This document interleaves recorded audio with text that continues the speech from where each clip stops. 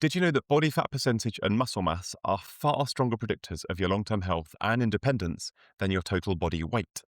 But most people let that single body weight number dictate their mood, their confidence, and their self worth.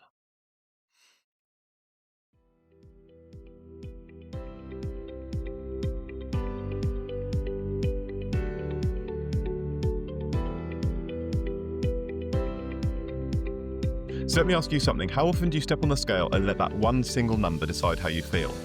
Good day, bad day, motivated, deflated, all from one reading.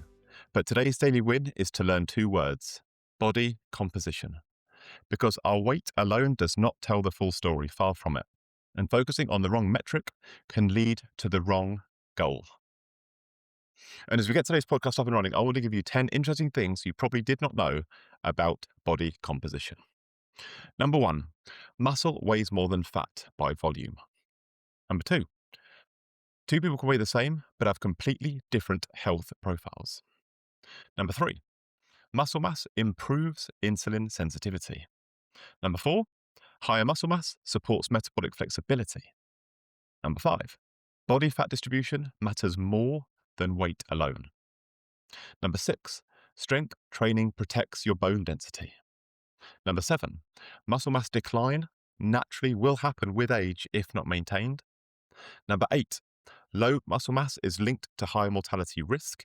Number nine, resistance training improves long-term functional independence. And coming in at number 10, most scales cannot differentiate between fat, muscle, and water.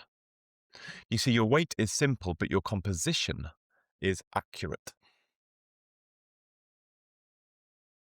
And that brings me on to my would you rather segment. Would you rather win or drift? I'm going to read out some questions and I want you to have a think about which of these feel like they are something you would do, but which of them feel like things you would rather do.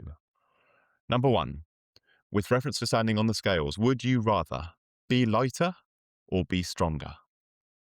Would you rather lose weight or build muscle? Would you rather chase numbers or build capability? Would you rather look smaller or feel more powerful? Because common sense doesn't always equal common action with these things, and there are reasons why even the most intelligent, health-conscious people amongst us can still fixate on weight instead of body composition, because the scale is immediate. It gives us fast feedback. It's simple. Muscle gain, on the other hand, is slow. It's less dramatic. It's less emotionally reactive, like so many daily wins. And diet culture has conditioned us to equate thinness with health. But thin does not always mean strong or healthy, and strong often means resilient. When you get fixated on chasing weight loss, you can lose muscle in the process. When you focus on body composition, you protect that muscle, that all-important muscle, which becomes increasingly important as we get older. So the goal isn't being smaller, the goal is being more capable. And if we picture yourself 10, 15 years from now getting up off a chair or carrying shopping bags or climbing stairs or playing with kids on the floor, do we want that to feel easier? Or do we want that to feel like it's a lot of effort? Because muscle mass is one of the strongest predictors of your independence, of your longevity, and of your future vitality. And your body today is training for your body tomorrow. And if you want to translate that into a real life example, higher muscle mass means lower injury risk. It means a lower risk of falling. It means better metabolic health and fewer medical interventions. Chronic disease is expensive and it's going to severely impact the quality of life you have after getting diagnosed with it.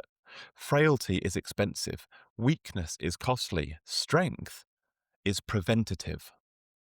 Muscle protects not just your body, but your health, your wealth, and your happiness as you work your way through life.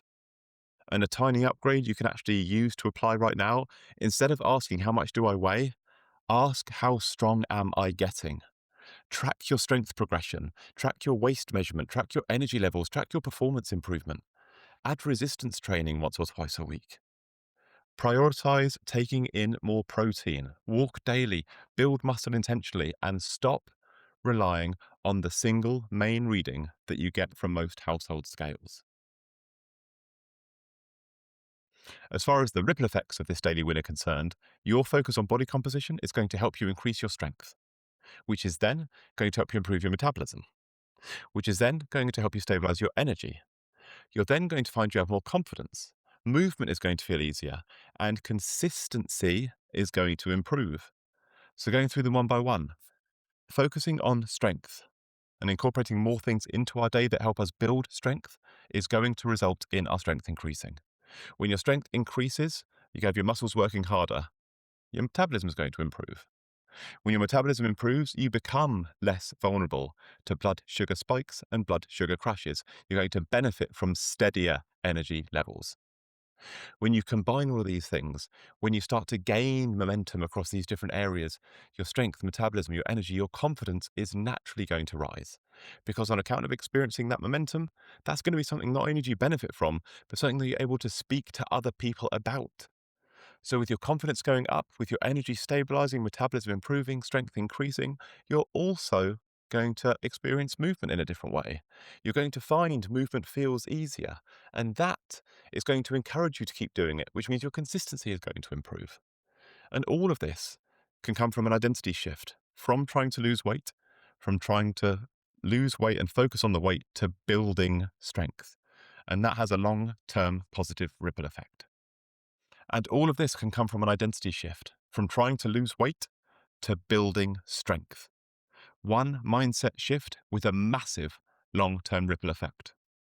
And in terms of our health, wealth, and happiness, for our health, focusing on body composition protects your metabolic function.